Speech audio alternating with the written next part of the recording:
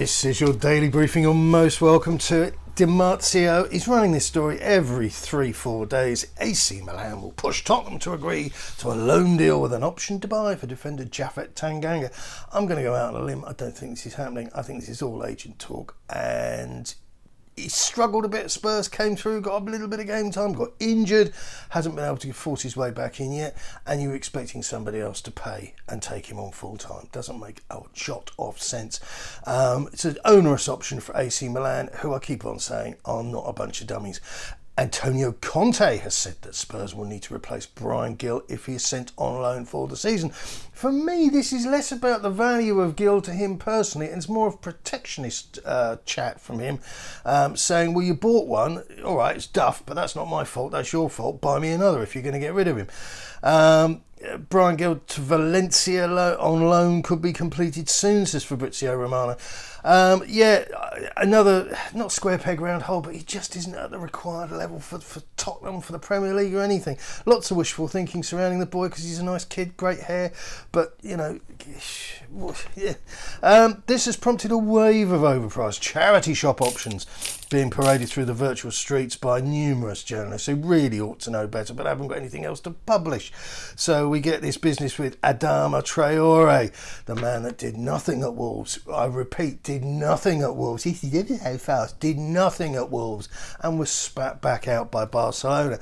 Then there's Anthony Gordon, the man that nobody had heard of until a journalist decided to bundle deal with him, Richarlison, and he stayed in Everton because he was never part of that deal. And this is a crying shame. And again, this is really appealing to the cheap seats, the unworldly people, the people that don't own television sets, don't really watch football, but can't wait to tell us their opinion on various forums. Alain Saint-Maximin.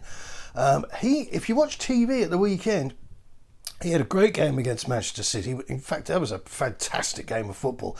Do you know, Newcastle and Manchester City, the data said going into that game, if you got 3-3, God knows what you would have got from the bookies. The two most difficult sides to score against. Yes, I know it's only 3 games, but that's where we are. That's what the numbers are pointing towards.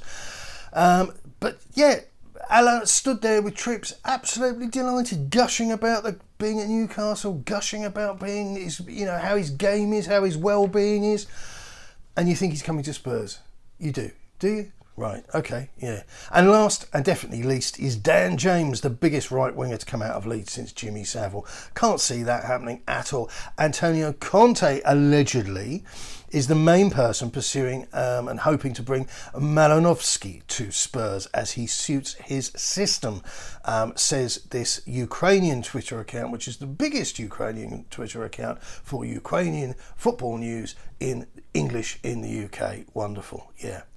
Listen, Atalanta's demands are too much for Spurs, it's suggested. I'm not buying this either. He's 29. He does a little bit of good stuff, but he is not the player. He's absolutely not the player that Conte needs. I don't believe that Conte wants him. I think this business of Conte wants him, if Conte needs him, blah, blah, blah. It's too late in the window. Those players he went out and got. And we're talking about Perisic and we're talking about Longley there. So, Alistair Gold, and this is worth its weight in polystyrene chips. Emerson Royal is so settled. He doesn't want to go anywhere. He's got Lucas Moura and Richarlison, who he's loving life with. He gets on with the other South Americans, Romero and Bentancur, extremely well. He's very popular in the Tottenham camp, so that's going to be another substandard player that's with us forever because he's a nice guy and he's having a good time. And I can see a little promo video coming out shortly, brought to you by, in conjunction with one of the sponsors, where he's playing ping pong with a jelly or something. Just, but he cost 7 million quid. That's what Barcelona paid. I think it was about 8 weeks, 9 weeks, 7 weeks before Spurs bought him for wrong end of 30 million euro. It's not the boy's fault, but we can't pin our hopes on players like this. It's just not good enough. Danny Murphy, this goes back to the The Wolves game, Danny Murphy comes out with some rubbish, and this I mention this because I think some of you are maybe inclined the same way. Rodrigo Bentancur, Tottenham's best player today. Don't know where he got that from. Super performance, he says. Listen, I'm not down on Bentancur, but I just think he's a much of a muchness. Didn't do anything wrong, and people are just looking for reasons to say, "Oh yeah, I thought it was really good." The obsessing just doesn't cut it with me. Pierre-Emile Højbjerg is was BT Sports Player of the Match. That makes actual sense. Thomas Tuchel handed a further FA charge over his post-match comments. Tottenham draw at Stamford Bridge alleged his comments from the FA, they're saying, imply bias and or question the integrity of a match official and or bringing the game into disrepute. Yeah, okay. And I'll leave you with this, which should, you know what's coming. Zaniolo stretched it off with a shoulder injury.